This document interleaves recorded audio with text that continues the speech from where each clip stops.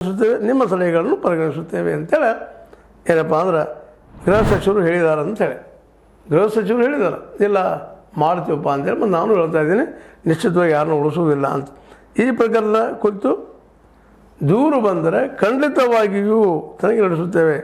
ಇದರಲ್ಲಿ Congress, BJP, JDS ಯಾವುದೇ ಪಕ್ಷದವರು ಭಾಗಿಯಾಗಿರಲಿ, ನಮ್ಮ ಪಕ್ಷ ಮುಖ್ಯ ಅಲ್ಲ. ಇಲ್ಲಿ ಎಲ್ಲ ಪಕ್ಷದವರು ಯಾರು ಬೇಕಾದ್ರೂ ಭಾಗಿಯಾಗಿದ್ದರು ಅವ್ರು ಶಿಕ್ಷೆ ಕೊಡಿಸುವಂಥದ್ದು, ತನಿಖೆ ಮಾಡಿಸುವಂಥ ಕೆಲಸ ಮಾಡ್ತಾರೆ ಅಂತ ಹೇಳಿದ್ದಾರೆ.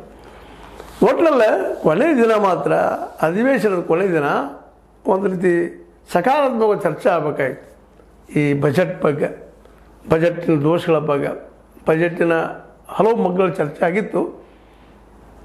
ಕೊನೆಯ ದಿನ ಉತ್ತರ ಕೊಡುವಲ್ಲೇ ನಮ್ಮ ಸಿದ್ದರಾಮಯ್ಯಗೆ ಅಡ್ಡ ಬಂದಿದ್ದು, ಮಾಡಿದ್ದು, ಅವರು ಬಾವಿಯಲ್ಲಿ ಇಳಿದಿದ್ದು, ಜೊತೆಗೆ ಮೇಲೆ ಅಟ್ಯಾಕ್ ಮಾಡೋಕ್ಕೆ ಹೋದಂಗೆ ಮಾಡಿದ್ದು, ಅವರು ಹಿಂಬಾಗಿಲ ಮೂಲಕ ಸಭಾಪತಿಯವ್ರಿಗೆ ಹೋಗಿ ಮಾತಾಡಿಸ್ಬೇಕಂತ ಪ್ರಯತ್ನ ಮಾಡಿದ್ದು, ಇವೆಲ್ಲನೂ ನಮ್ಮ ಸಭಾಪತಿಯವರಿಗೆ ಭಾಳಷ್ಟು ನೋವು ಉಂಟು ಮಾಡಿದ್ದರಿಂದಾಗಿ ಇವ್ರನ್ನ 17 ಜನರನ್ನ ಅಮಾನತು ಮಾಡಿದ್ದಾರೆ. ಆ ಅಮಾನತುಗೊಂಡಂಥ ಸದಸ್ಯರು ಈಗ ನೀವು ನೋಡಿರ್ತೀರಿ.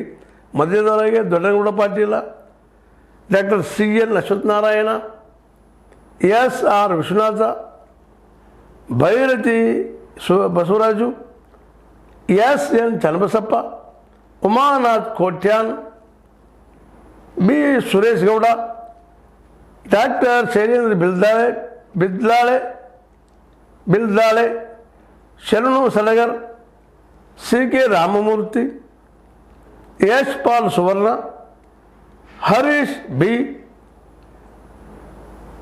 ಡಾಕ್ಟರ್ ಭರತ್ ಶೆಟ್ಟಿ, ಬಸವರಾಜ್ ಮತ್ತಿಮಡು, ಧೀರಜ್ ಮುನಿರಾಜು, ಮುನಿರತ್ನ, ಡಾಕ್ಟರ್ ಚಂದ್ರು ಲಮಾಣಿ, ಈ 18 ಜನರನ್ನು ಇವತ್ತು ಸಸ್ಪೆಂಡ್ ಮಾಡಿದ್ದಾರೆ, ಅಮಾನತು ಮಾಡಿದ್ದಾರೆ 6 ತಿಂಗಳವರೆಗೆ.